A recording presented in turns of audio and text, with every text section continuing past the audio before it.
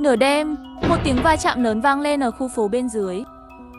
Thân chào cả nhà, không nên xem chùa đâu đó. Nhớ đăng ký, like, comment để ủng hộ team nha. Dẫn đến âm thanh báo động của những chiếc xe chạy bằng pin xung quanh kêu không ngừng. Ngay sau đó, còi báo động và tiếng xe cứu thương vang lên.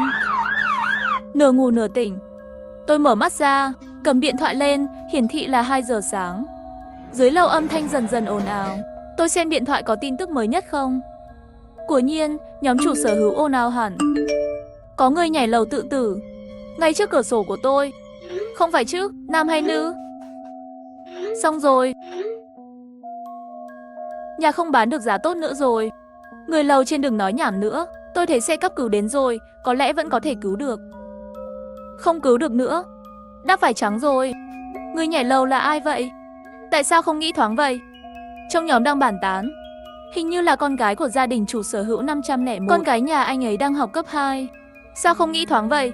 Trẻ em ngày nay quá dễ bị tổn thương rồi. Bố mẹ gặp phải loại trẻ con này cũng thật xui xẻo. Có phải bây giờ áp lực học tập quá lớn không? Học sinh bây giờ không bằng như trước. Đứa nào cũng muốn chết. Xem đến đây, tôi lập tức tỉnh táo. Bởi vì sáng hôm qua, tôi vừa nhìn thấy bố của Chu Tiểu Nhã đá em ấy xuống cầu thang. Tôi sống ở 402, bởi vì tôi là người đánh máy mã toàn thời gian, được hôm dậy sớm ở phòng khách đu phim. Đột nhiên, cửa của tôi như bị vật nặng gì đó đập vào. Tôi đứng dậy kiểm tra ở chỗ mắt mèo, chỉ thấy Chu Tiểu Nhã ở phòng 501 bị cha mình đá lăn xuống cầu thang, vừa hay đập vào cửa nhà tôi. Sau đó cha cô bé đá Chu Tiểu Nhã. Đứng trước cửa nhà tôi do dự rất lâu. Bỗng nhiên anh ta giớn cổ, nhìn thẳng vào mắt mèo của tôi. Tôi đã bị dọa ngay lúc đó. Sắc mặt anh ta âm trầm, quay người lại đá vào người Chu Tiểu Nhã, nắm lấy cổ áo cô bé và đi lên lầu. Nhớ lại chuyện buổi sáng, tôi lập tức gõ chữ trên điện thoại. Kết quả vẫn chưa gửi tin nhắn. Chủ phòng 501 đã trả lời xin lỗi trong nhóm. Ảnh hưởng đến mọi người rồi. Con tôi vì ở trường bị giáo viên chỉ trích, nhất thời không nghĩ thoáng liền nhảy lầu. Trời ơi, bây giờ giáo viên thất đức quá. Nhà trường nên chịu trách nhiệm về việc này. Chủ sở hữu võ 501 cần làm băng biểu ngữ không? Anh họ tôi làm cái này. Tôi nói với anh ấy làm miễn phí cho. Cảm ơn, tôi đi lo hậu sự trước. Tôi nằm trên giường hoang mang rất lâu. Lầu trên Chu Tiểu Nhã tự sát rồi. Có thật là do sự chỉ trích của giáo viên nhà trường không? Đột nhiên cửa phòng tôi vang lên. Tiếng gõ cửa, tôi không dám bật đèn, nín thở cẩn thận trốn sau cánh cửa. Nhìn vào mắt mèo, nhìn thấy trong bóng tối, một bóng người quanh quẩn trước cửa nhà tôi. Thấy tôi không trả lời, hắn lại gõ mạnh vào cửa mấy tiếng. Sau khi chắc chắn tôi không có ở nhà, hắn quay người đi lên lầu. Tôi trốn sau cánh cửa, chân mềm nhũn. Chủ phòng 501 muốn làm gì? Hơn nửa đêm gõ cửa phòng tôi là để xác nhận cái gì? Tôi đã suy nghĩ nhiều lần để chuẩn bị dọn ra ngoài. Tôi giả vờ gửi tin nhắn trong nhóm chủ sở hữu. Chuyện gì đã xảy ra trong tòa nhà của chúng ta vậy? Có người tự tử. Rất nhanh có người nhiệt tình trả lời tôi. Cô không nghe thấy tiếng còi báo động ở dưới à? Tôi không biết. Sáng nay tôi đi du lịch rồi. Bây giờ vẫn đang ở bên ngoài. Gửi xong tin nhắn này tôi yên tâm đặt điện thoại xuống. Phòng 501 cũng có thể nhìn thấy tin nhắn này chứ. Tôi cảm thấy sự việc có vấn đề. Ngày mai rất cần thiết đến đồn cảnh sát và nói với họ những gì tôi biết. Tôi đang chuẩn bị đi ngủ. Bỗng nhiên tôi bị kéo vào một cuộc trò chuyện nhóm. Trong nhóm là nhóm nhỏ của những lầu trên và lầu dưới phòng 501. Phòng 502 hỏi trước. Mấy người không thấy chuyện này kỳ lạ à? Nói sao? Hôm qua tôi còn thấy phòng 501 đánh con gái mình ghê lắm. Tôi còn nghe hắn bảo con gái hắn đi chết đi.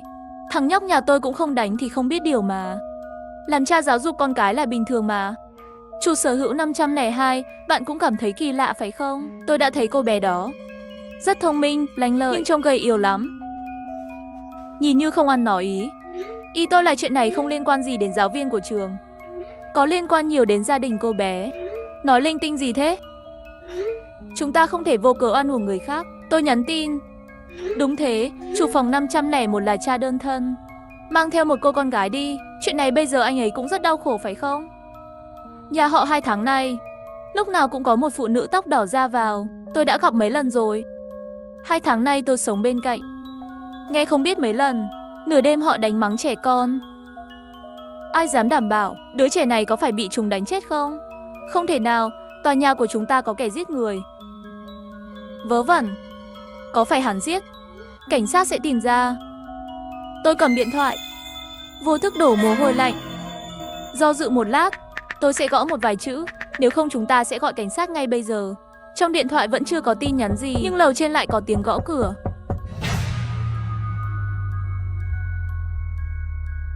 Nếu bạn chứng kiến bạo lực gia đình, bạn sẽ làm gì? Sau khi chủ sở hữu 501 gõ cửa nhà tôi, hắn lại gõ cửa lầu trên. Cửa mở ra một lúc rồi lại đóng lại. Mọi thứ đều bình thường. Nhưng trong nhà 501 có một người đàn ông trung niên và con gái của hắn. Con gái hắn đã nhảy lầu tự tử. Nếu hắn đã về nhà, vậy người mở cửa cho hắn là ai? Trước khi hắn gõ cửa không phải cửa nhà mình. Nhóm trò chuyện riêng tư 401 vẫn đang nhắn về việc gọi cảnh sát ngay bây giờ. Chúng ta không có bằng chứng. Khi nào lại nói đi? Phải, cái này chỉ là tôi nghĩ bừa. Nếu thật sự báo cảnh sát, tôi sẽ là kẻ tung tin đồn. Ngủ đi, mọi người ngủ đi.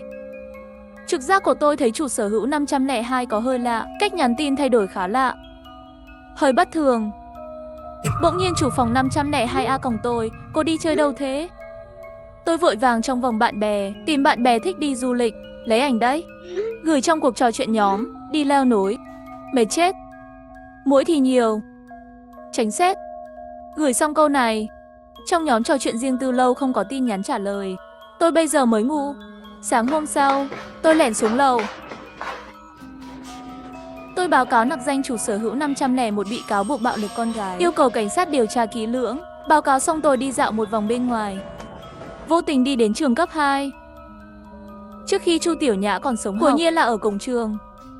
Chủ sở hữu 501 mang theo một vài công dân nhiệt tình. Ở cổng trường, bên cạnh chủ sở hữu 501, có một phụ nữ tóc đỏ rất dễ thấy. Cô ta ngồi trên mặt đất khóc lóc. Hiệu trưởng đợi cô ta khóc xong định khuyên, đặc biệt là chủ nhiệm lớp của Chu Tiểu Nhã. Đã khóc đỏ mắt rồi. Người phụ nữ tóc đỏ ngồi trên mặt đất hét lên, con gái tôi đi học vào buổi sáng. Sao lại đi đến trường mấy người? Rồi mất luôn. Ngay sau đó có phóng viên đến hiện trường, bắt đầu phỏng vấn cha của Chu Tiểu Nhã. Tiểu Nhã, đứa bé này rất ngoan. Tối qua, nó học xong về nhà rất buồn. Tôi hỏi nó có chuyện gì, nó cũng không nói. Ai biết nó nửa đêm đột nhiên nhảy lầu. Tôi chỉ có một đứa con gái này. Tôi không yêu cầu nhà trường bồi thường cho tôi bao nhiêu. Tôi chỉ muốn một lời giải thích. Lời này khiến người phóng viên đồng cảm. Bố Tiểu Nhã ở trường vẫn bình thường. Tôi cũng không chỉ trích em ấy. Cái này không đúng. Bây giờ chết không có bằng chứng. Các người muốn nói gì thì nói. Chỉ là đứa trẻ ngoan không còn nữa. Trường của mấy người phải đưa ra một lời giải thích. Đám đông vây quanh cổng trường, tất cả đều kêu gọi nhà trường đưa ra lời giải thích. Hai bên đang bế tắc. Hai cảnh sát nhanh chóng đến hiện trường. Có người tố cáo bạn hành hung con gái bạn. Mời bạn cùng chúng tôi đến đồn cảnh sát để lấy lời khai. Ban quá, ban ngày ban mặt. Có người đổ tội cho chúng tôi. Cảnh sát không để ý, muốn đưa người đàn ông đó đi. Cô ta hét vào ống kính của phóng viên. Cảnh sát và trường học hợp tác. Đảo lộn trắng đen rồi. Cho đến khi cảnh sát cảnh bảo cô ta cản trở nghiệp vụ, cô ta mới yên tĩnh lại. Người đàn ông bị đưa lên xe cảnh sát. Hắn lạnh lùng quét qua đám đông người xem. Tôi vô thức quay người trốn sau bức tường. Trong nhóm riêng tư lại náo nhiệt trở lại. Ai trong số các bạn đã báo cáo phòng 501? Người bị cảnh sát bắt đi rồi. Sao vậy? Có biến chuyển? Có ai biết thông tin nội bộ không? Nói trong nhóm đi. Chủ sở hữu trong nhóm liên tục tìm hiểu tin tức. Tôi nhanh chóng tìm kiếm vòng kết nối bạn bè. Cuối cùng cũng nhận được thanh toán của khách sạn hôm qua. Tôi vội vàng thêm ảnh đơn thanh toán vào ảnh phong cảnh, gửi vào vòng kết nối bạn bè. Tối hôm đó ăn cơm xong, trong nhóm chủ sở hữu lại náo nhiệt trở lại. Chủ sở hữu 501 là người đầu tiên đặt câu hỏi trong nhóm. Hôm nay ai báo cáo tôi? Không ai trong nhóm trả lời. Cảnh sát đã tra rõ ràng rồi. Hàng xóm của tôi có thể có chút hiểu lầm về tôi. Chúng ta có thể nói riêng. Cảnh sát điều tra ra nhanh như vậy. Chẳng lẽ tôi thật sự hiểu nhầm 501 rồi? Không lâu sau, tin nhắn trong nhóm nhỏ bật lên. Trời, mấy người đi báo cáo thật à? Ai báo cáo? Tôi phòng 502 phục người ấy đầu tiên. Tôi không biết. Tôi vừa về nhà, 601 cũng trả lời, không phải là tôi. Mọi người đều phủ nhận. Làm sao? Làm chuyện tốt cũng không dám thừa nhận. Tôi cảm thấy người báo cáo nặc danh chắc chắn nằm trong nhóm nhỏ này. Sao tôi cảm thấy phòng 502 cứ hỏi vấn đề này hơi bất thường. Không thừa nhận thì không thừa nhận. Không có gì to tát đâu. Đúng vậy, tôi sẽ không nói chuyện với mấy người nữa. Tôi mệt chết rồi, ngủ trước đây. Tôi lấy cớ là tự mình leo núi mệt rồi, không tham gia cuộc trò chuyện này. Nhưng tôi luôn nhìn chằm chằm vào nhóm nhỏ, không bỏ lỡ bất kỳ tin nhắn nào bên trong. Một lát sau 602 gửi tin nhắn A-502. Hôm nay, sao không để con bạn đến nhà tôi nhảy dây? Tôi nhớ ra rồi. Gia đình chủ nhân 502 là một bà mẹ đơn thân, sống với con trai là học sinh. Bởi vì nhà trường có nhiệm vụ, trẻ em phải tập nhảy dây ở nhà mỗi ngày. Cho nên mỗi tối trên lầu ăn cơm xong, sẽ bắt đầu nhảy dây trong phòng khách. Tôi vì thời điểm này, vừa đúng giờ làm việc, nên nhắn tin với phòng 502, hy vọng họ sẽ nhảy dây vào lúc khác. Kết quả phòng 602 nhiệt tình nói, có thể để trẻ con mỗi ngày đến nhà anh ấy nhảy dây. Trong nhóm dây 602 đang tiếp tục hỏi mẹ Lượng Tử, hôm nay đứa trẻ không nhảy dây sao? Một lát sau anh lại hỏi người mẹ Lượng Tử đang bận à? Sao điện thoại cũng không trả lời? Tôi mơ hồ cảm thấy tình huống có gì đó không ổn. Rõ ràng vừa rồi 502 vẫn còn hoạt động trong nhóm, sao đột nhiên không có tin tức? Nếu bạn chứng kiến bạo lực gia đình, bạn sẽ làm gì? Tập tiếp theo, chính khởi nghi luôn A-502. Cuối cùng cũng trả lời tin nhắn trong nhóm, xin lỗi, vừa mới tắm. Hôm nay con tôi hơi ốm, không luyện nhảy dây nữa. Nhóm nhỏ không nhắn gì nữa. Lâu sau, cửa nhà tôi bị gõ. Tôi nhìn vào mắt mèo, thấy người đứng ở cửa là giáo viên tôi gặp ở trường Chu Tiểu Nhã vào ban ngày, bên cạnh người yêu của cô ấy. Có ai ở nhà không? Tôi biết cô ấy đến để làm gì. Tôi sắp xếp cảm xúc. Tôi mở cửa. Cô tìm ai? Tôi giả vờ như không biết cô ấy. Người phụ nữ đó thấy tôi mở cửa, lập tức liền quỳ xuống trước mặt tôi, khóc lóc, làm ơn giúp tôi. Tôi với người yêu cô ấy vội vàng đỡ cô ấy đứng dậy.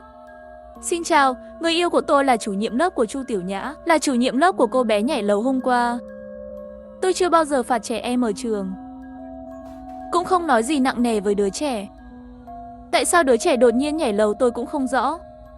Nhưng bây giờ, họ đổ hết trách nhiệm cho tôi.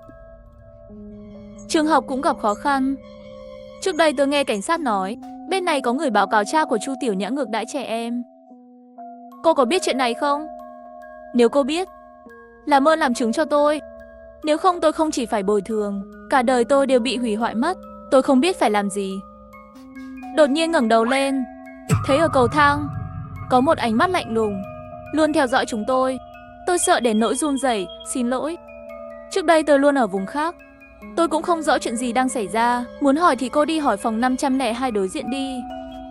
Họ là hàng xóm nên hiểu nhau hơn. Tôi quay lại muốn về nhà. Người phụ nữ vẫn không ngừng cầu xin. Chúng tôi gõ cửa phòng 502 bên trong không rồi. Có ai. Cô sống dưới nhà đó.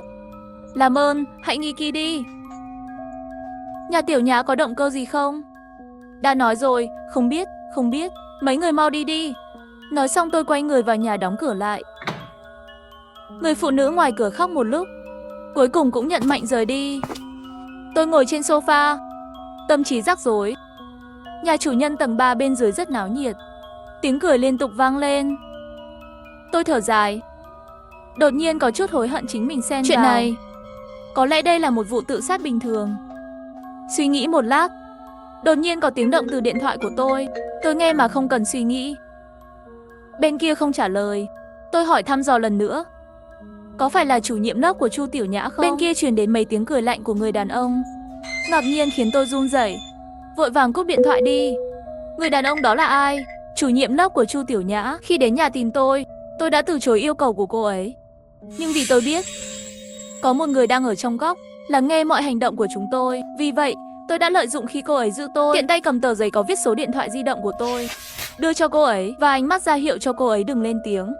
Tôi tưởng tôi đã làm mọi thứ, nhưng tôi mãi không nhận được điện thoại của chủ nhiệm lớp. Trong lòng khó chịu. Đã 10 giờ tối rồi. Trong lòng tôi vẫn còn một chút suy nghĩ may mắn. Tôi chỉ có thể gọi cho chủ nhiệm lớp, cũng không tiết lộ tin tức gì. Chủ sở hữu 501 không đáng đến tìm tôi chứ. Trong lòng tôi yên lặng an ủi. Kết quả sợ cái gì đến cái đó. Khoảng 10 giờ rưỡi tối, cửa phòng tôi lại bị gõ. Tôi lo lắng nhìn mắt mèo xem. Trước cửa là chủ phòng 501. Đi đi lại lại trước mắt mèo. Đèn điều khiển bằng giọng nói lại tắt đèn trong vài giây. Cửa lại bị gõ. Tôi biết tôi không thể giả vờ không có nhà nữa. Chỉ có thể đứng ở cửa, giả hét lên, ai thế? Có chuyện gì không? Hàng xóm, tôi là chủ sở hữu 501 lầu trên. Làm ơn mở cửa đi, có chuyện gì thì nói ở cửa đi. Hơn nửa đêm tôi không mở cửa nữa. Tôi nghe thấy đối phương cười lạnh 2 tiếng. Đột nhiên toàn thân cứng đờ, giọng này giống với giọng người đàn ông vừa nãy gọi cho tôi. Vậy nên chủ phòng 501 nhận được tờ giấy của tôi.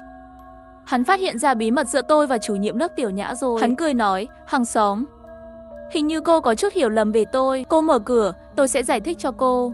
Không cần đâu. Không có hiểu lầm, không có hiểu lầm. Chúng ta có thể có hiểu lầm gì? Vậy à, vậy tôi đi đây.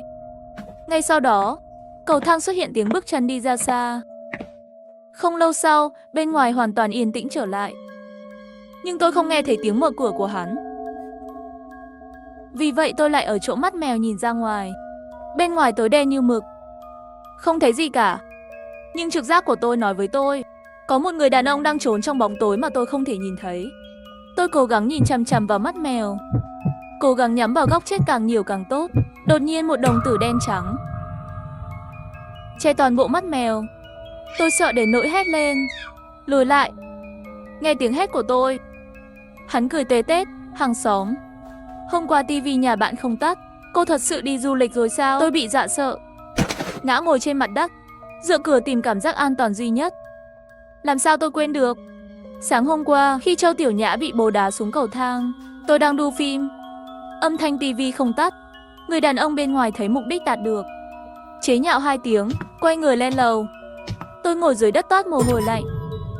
Lúc này, chủ sở hữu 602 trong nhóm nhỏ yêu cầu thêm tôi làm bạn tốt. Tôi vội vàng đồng ý. Xin chào, hôm nay bạn có nghe thấy tiếng động của phòng 502 không? Tôi đã gửi một dấu hỏi. Không biết chuyện gì đang xảy ra. Điện thoại của chủ sở hữu 502 tôi không gọi được. Muốn hỏi cô có nghe thấy lầu trên có tiếng động gì không? Nhớ lại những gì giáo viên lớp Chu Tiểu Nhã nói. Tôi gõ 502 lên màn hình. Chắc hôm nay cô ấy không có ở nhà. Vừa gửi xong câu này, tôi nghe thấy tiếng giày cao gót vang lên ở lầu trên. Tiếng đi lại. Tôi nhanh chóng thu hồi lại tin nhắn. Tôi nghe tiếng cô ấy đi lại. Chắc là ở nhà. Gửi xong câu này tôi không để ý đến anh ta nữa. Nhưng không lâu, tôi nghĩ có gì đó không ổn. Ai sẽ đi trên giày cao gót trong nhà riêng của họ? Đặc biệt là tôi đã từng nói với chủ sở hữu 502 ở tầng trên, giờ làm việc của tôi đều là buổi tối. Cô ấy rất chú ý vào ban đêm. Nhớ lại những điều bất thường của chủ sở hữu 502, tôi ngạc nhiên. Chủ sở hữu 502 trên lầu có phải đã gặp nạn không? Tôi vội vàng gửi tin nhắn cho chủ sở hữu 602. Trên lầu không phải là 502. Đừng đi tìm cô ấy. Cô cũng cảm thấy có gì đó không ổn sao? Tối qua tôi cảm thấy hơi kỳ lạ. Tay tôi hơi đổ mồ hôi. Nhớ lại chủ sở hữu 502, cô ấy là người đầu tiên trong nhóm người nghi ngờ chủ sở hữu 501 hành hạ trẻ em. Kết quả bây giờ không có tin tức gì. 501 bây giờ biết tôi muốn vạch trần chuyện hắn ngược đãi Chu Tiểu Nhã. Mục tiêu tiếp theo của hắn có thể là tôi không? Tôi nên làm gì? Báo cảnh sát? Chẳng lẽ tôi nói 501 muốn giết tôi? Cảnh sát sẽ không tin tôi. Tôi lo lắng ngồi trên ghế sofa suy nghĩ biện pháp đối phó. Đột nhiên tôi nhớ ra dưới lầu đang mở tiệc.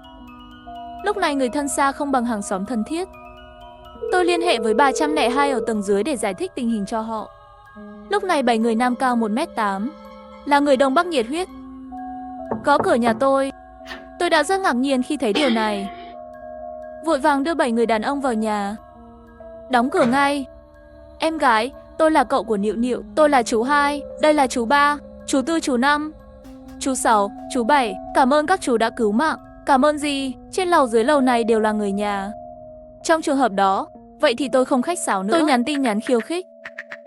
A-501, hôm qua tôi thấy anh đá Tiểu Nhã xuống cầu thang. Đợi ngày mai tôi đi báo cáo anh. Chắc là cô có chút hiểu lầm về tôi. Hiểu lầm, ngày mai đi giải thích cho cảnh sát đi. Nói xong tôi tắt điện thoại. Chờ đến sáng sớm, nhờ phúc của mấy chú, ai trong họ cũng ngáy to hết. Tôi không thể ngủ được.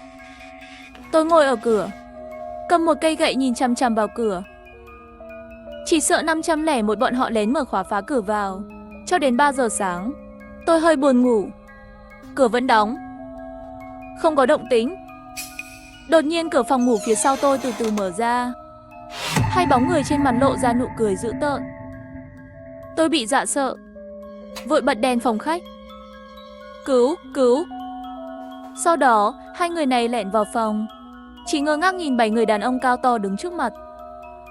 Tôi nhấn điện thoại, chụp ảnh chủ sở hữu 501 và người phụ nữ tóc đỏ, ảnh cầm dao ngắn. Đêm đó, tôi và 7 anh trai đã đưa bọn tội phạm vào đồn cảnh sát.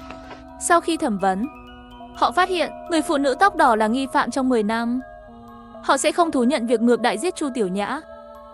Ngay cả trong phòng ngủ của họ, tìm thấy chủ sở hữu 502 bị trói và xác chết. Người đàn ông trung niên nói.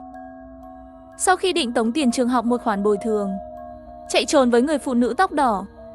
Nhưng vì báo cáo của tôi, dẫn đến mọi thứ thay đổi. Nhà trường chậm trễ không chịu nhận bồi thường tiền. Vì vậy, họ để thuận lợi nhận được tiền để chạy trốn. Đã làm thì làm đến cùng, định giết tất cả những người biết. Ai biết được khi bước chân vào nhà tôi, gặp tận 7 người đàn ông Đông Bắc cao to. Cho dù là kẻ giết người không chớp mắt, cũng bị áp chế bởi chênh lệch sức mạnh khổng lồ.